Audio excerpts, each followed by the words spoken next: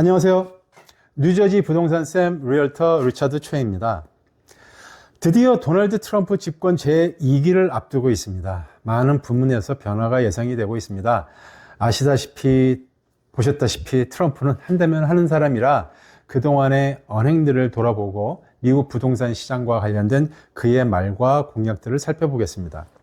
부동산과 관련된 공약은 크게 네 가지로 볼 수 있는데요. 첫째, 모기지 금리를 낮추고, 둘째, 건설하는 데 있어서 비용과 시간이 많이 드는 번잡한 절차를 줄이고 연방이 소유한 토지를 개방하여 주택 가격을 내리고 공급을 획기적으로 늘리겠다는 것입니다. 셋째, 모든 수입품에 대한 관세 정책. 넷째, 수백만 명의 불법 거주자를 추방하여 그들이 점유하던 주택들을 미국 시민들에게 돌려주겠다는 것입니다. 이러한 것들은 무엇을 의미하는지, 과연 주택시장의 안정을 가져올 수 있는지에 대해서 알아보겠습니다. 여러 경제 언론의 기사와 보도를 참고하였음을 미리 알려드립니다. 첫째, 모기지 금리입니다. 트럼프 대통령은 현재처럼 연방준비제도, 즉 페드가 독립적으로 통화 정책을 설정하는 대신 대통령의 명령을 받아야 한다는 의견을 밝힌 바 있습니다. 2024년 9월 5일 뉴욕 경제클럽에서 한 연설에서 트럼프는 모기지 금리를 낮추는 것을 빅 팩터, 즉 중요한 문제라고 표현했습니다. 금리를 3%로 다시 낮추고 어쩌면 그보다 더 낮출 것이라 했고, 이로 인해 주택 구매자는 연간 수천 달러를 절약할 수 있다고 말했습니다. 자, 여기서 대통령이 모기지 금리를 정하는 것은 아닙니다. 독립적으로 운영되는 연방준비제도의 영향을 받습니다. 하지만 트럼프는 이 시스템에 대한 불만을 표시했는데요. 그는 지난 8월에 기자들에게 대통령이 최소한 발언권은 가져야 한다고 생각합니다 라고 말하면서, 나는 많은 돈을 벌었고 매우 성공적이었기 때문에 연방준비제도나 그 자리에 있는 사람들보다도 더 나은 감각을 가지고 있다고 생각합니다 라고 주장했습니다. 하지만 연방준비제도 이사회조차도 모기지 금리를 직접 통제하지는 못합니다. 모기지 금리는 기본 채권 시장을 따르고 경제, 인플레이션, 향후 재정 및 통화 정책에 대한 투자자의 기대에 따라 움직입니다.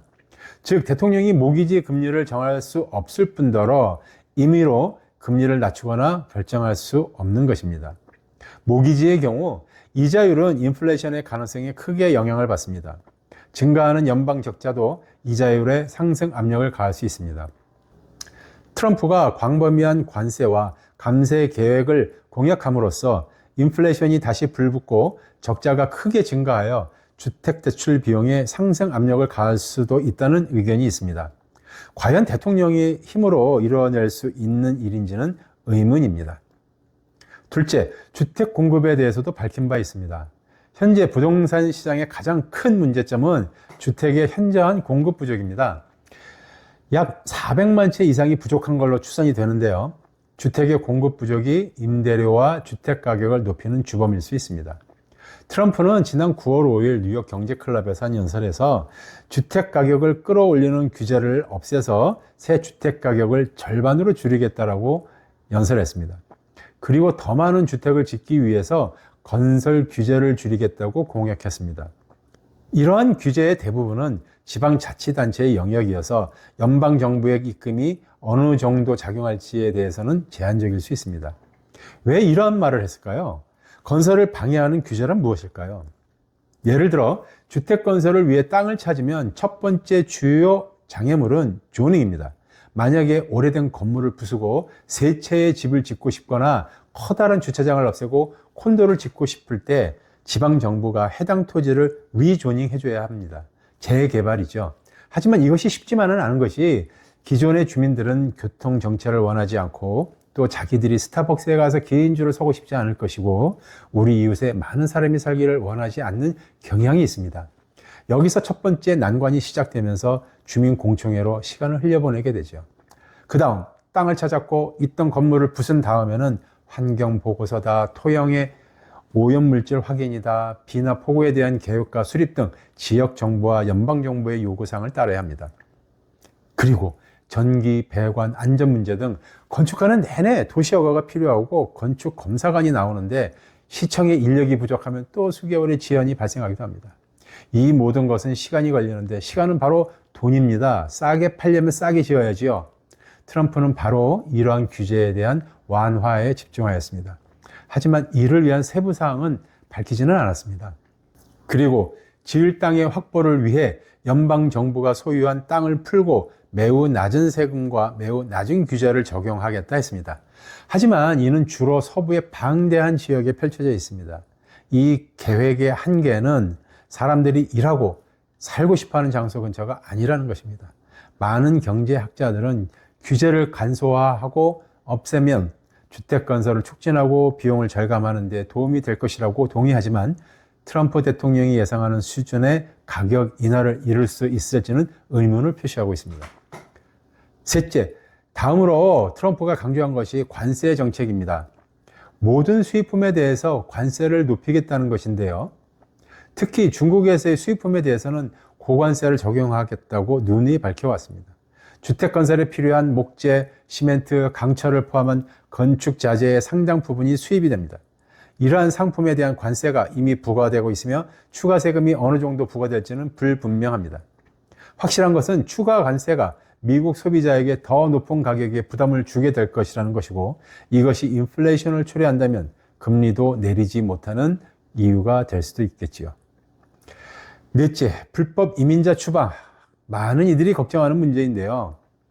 불법 이민은 또 다른 불확실한 요소입니다. 트럼프는 선거 기간 내내 미국이 여태 본 적이 없는 가장 큰 규모의 불법 이민자 추방을 시행하겠다고 약속했고 당선 이후에도 이번 1월 행정명령을 통해 대대적인 추방을 이미 예고하고 있습니다. 트럼프와 그의 러닝메이트인 JD 벤스는 불법 이민이 미국의 주택가격 부담 위기의 원인이라고 거듭 주장해 왔습니다. 불법 이민은 부족한 주택을 놓고 이민자들과 시민들이 경쟁하게 만들었다고 말입니다. 그러나 대부분의 불법 이민자들이 주택 소유자들은 아니죠. 이민을 줄이면 신규 주택 건설에 필요한 노동력 공급이 심각하게 타격을 입을 수밖에 없습니다. 집 짓고 있는 곳에 가보시면 금방 알 수 있죠.